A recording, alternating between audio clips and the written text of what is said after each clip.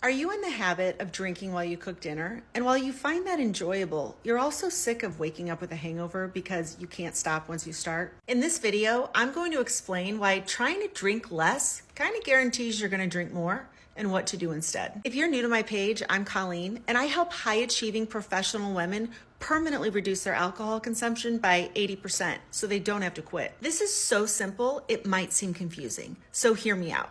But if you're in the habit of drinking in the evening, you're also in the habit of thinking about drinking in the evening. I'll use myself as an example to explain. I am no longer in the habit of drinking in the evening. So even though I really enjoy having a glass of wine here or there, it doesn't even occur to me to pour a glass of wine most nights, because I have a lot of other habits that I truly enjoy that have nothing to do with alcohol. The more you try to not drink, the harder it feels, because you're still thinking that you want alcohol and also thinking you shouldn't have any because you can't trust yourself to stop. That tug of war is creating a stress response. Your brain is telling your body that something is wrong, and your body is filled with anxiety and cortisol. Your nervous system feels like it's on fire, and so your brain hits the override button and pours alcohol on that. Problem solved. You have to retrain your brain to focus on something else. Here's your homework.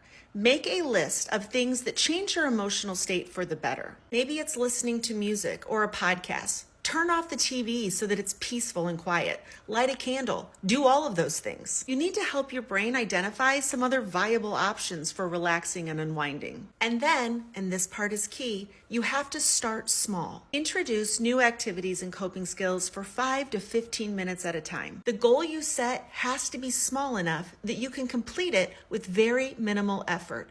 Don't exceed your window of tolerance. It is critical that you notice and celebrate the small wins, because that's the only way your brain is going to want to repeat the behavior. You have to leave yourself wanting more so the desire is there to do it again. So now you have to take an action to anchor this intention so you'll remember it. Type in the comments one thing that you could do for 5 minutes before you pour that drink that will make you happy. Get specific. If it's music that lifts your heart, what song are you going to play? If you type this in, your chances of remembering to do this are exponentially higher. Every night, you can add in a new activity and extend your time a little bit more.